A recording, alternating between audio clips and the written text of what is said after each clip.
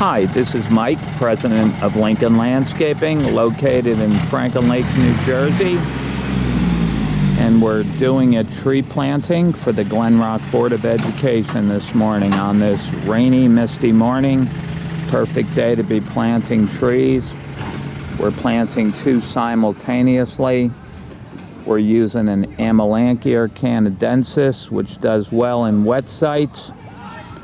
We have our hole excavated. We called 811 and got a utilities mark out before we began digging. And today we're going to show you proper planting procedures. Once the hole is prepared, our company takes the wire cages off the balls.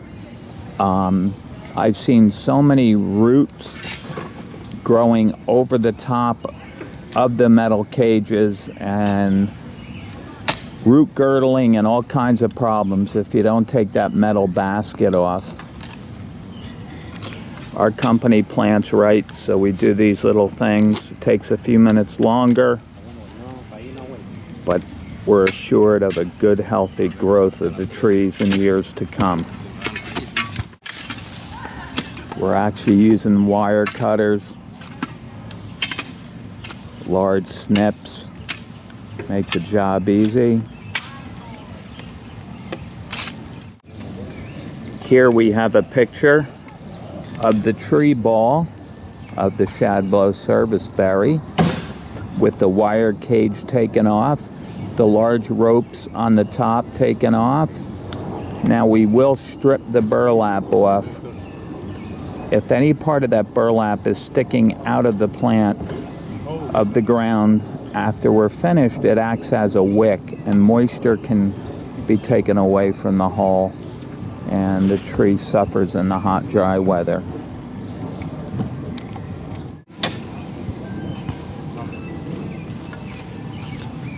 We've added some good quality compost to the bottom of the hole, and we're rolling that tree into the hole.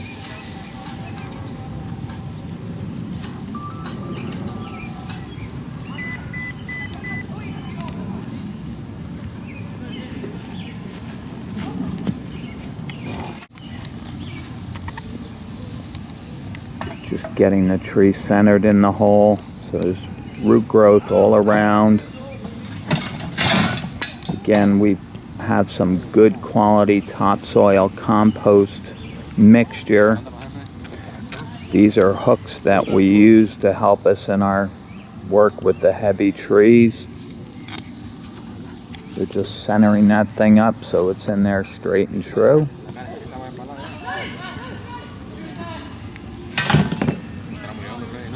Taking any roots and rocks out of the hole.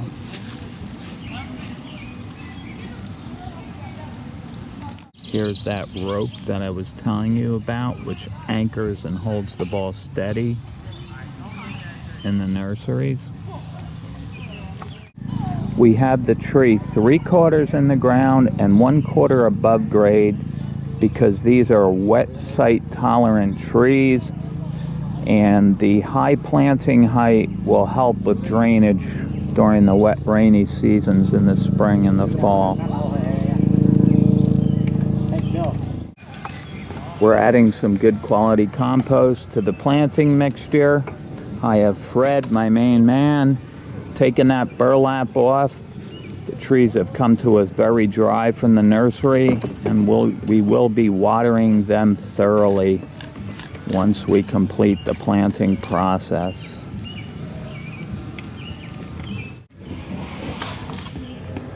Here's a picture of the shadblow serviceberry, Amelanchier canadensis planted. Notice the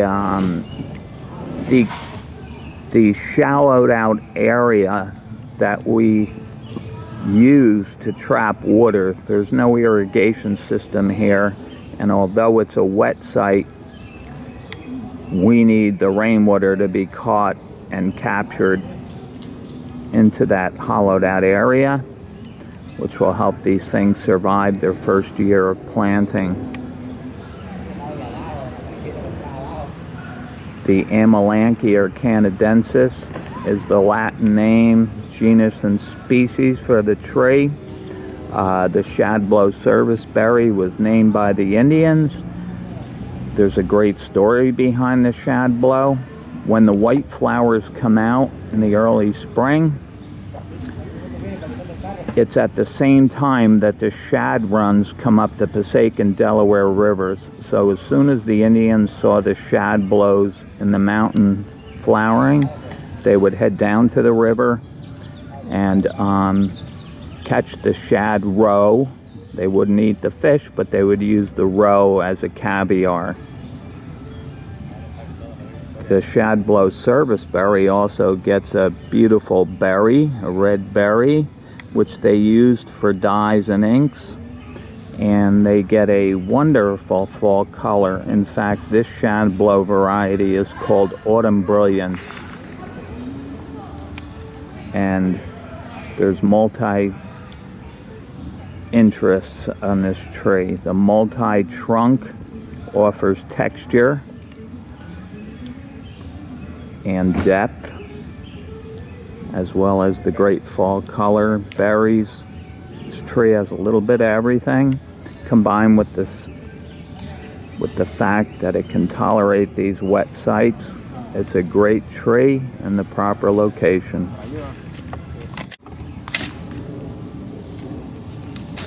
Mixing the compost and the existing soil together is a good practice. You don't want to be layering the different types of soils, but molding them in together to ensure good root growth. The last thing we're going to do here is apply mulch to the tree. Now, mulches can be an important part of the landscape. They hold moisture in and protect the tree during times of drought. But there's a huge problem in our industry, and that's over mulching, creating the situation called mulch mountains. They actually put the mulch up around the trunk of the tree or the shrub, and I just don't know if it's because they feel the client likes that, or it's just become proper techniques, or so they think, but it's terrible for the tree. It's one of the worst problems we have in the industry right now. Now, right now, I am showing you the proper way to mulch. I'm also going to show you this situation called a mulch volcano, and of course we're going to strip it away, but it's one of the hugest problems in the industry. That and the fact that the root ball is too high up on the trunk when it comes in from the nursery. Bill? Yes. Can you put that mulch up around like so it's straight right across to show how the typical landscaper does things? Put it up, yeah. In other words, I have seen this time and time again where they take and they pile that up for that mulch mountain effect, and see how the mulch keeps the trunk wet and damp, where disease, bugs, and pests can come into the tree. It's really a hazard in our industry. And I'm also going to spend a moment on our second hazard in the industry, where the trees are coming in from the nursery too deep in their ball. So we're going to take that mulch back out again, okay, so it's the proper way.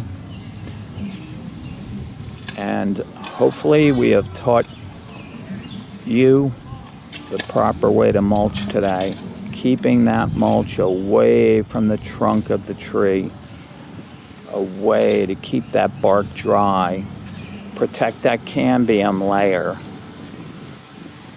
which is the inner layer underneath the bark. The second problem in the industry is, see how high that ball is up on the trunk of the tree? You have to be able to see the flare. We have to shave off maybe 6 inches of that root ball till you begin to see the flare in the tree. It's the biggest problem in our industry today. They use machinery to dig the balls, and it brings the dirt up over the top of the root ball, causing a slow death to the tree. We're going to show you the proper way to skin it back and the proper depth which you should be planting at. See the way we're taking a flat mattocks and just scraping off that top layer of soil. It's several inches too high on the trunk of that tree, causing a slow death. I'm just showing you a technique which is necessary now in the industry because of this high root ball situation where we're scraping off the top layer of the tree to expose the root flare. Huge problem in our industry. The biggest problem besides over mulching today. We're shaving down until we see the flare of the root ball. You ask 9 out of 10 landscapers and they're not aware of this situation.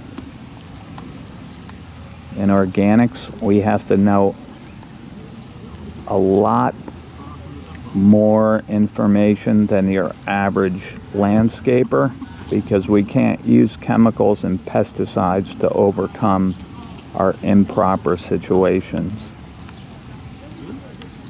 Organics is science-based. Process, not products.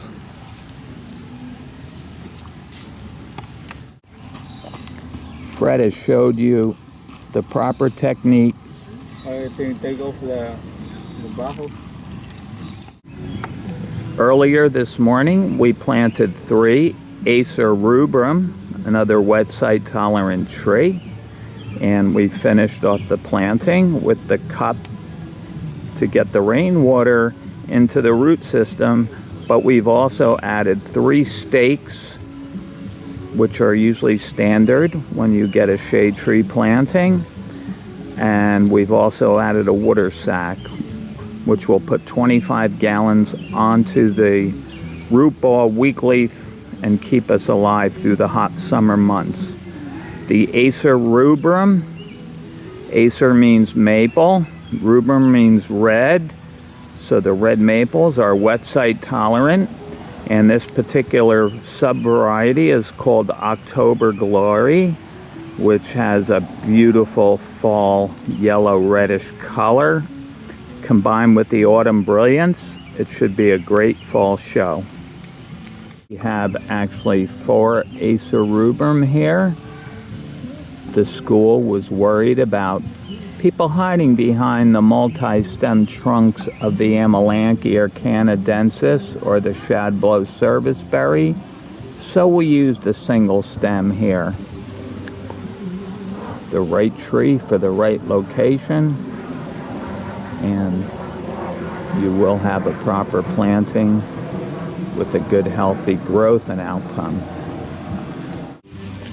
I hope today I've showed you the proper way to plant a tree with good success down the road. Student passing by, enjoying our work, the Grateful Dead playing in the background. What a way to end a wonderful planting day. Lincoln Landscaping, the natural choice.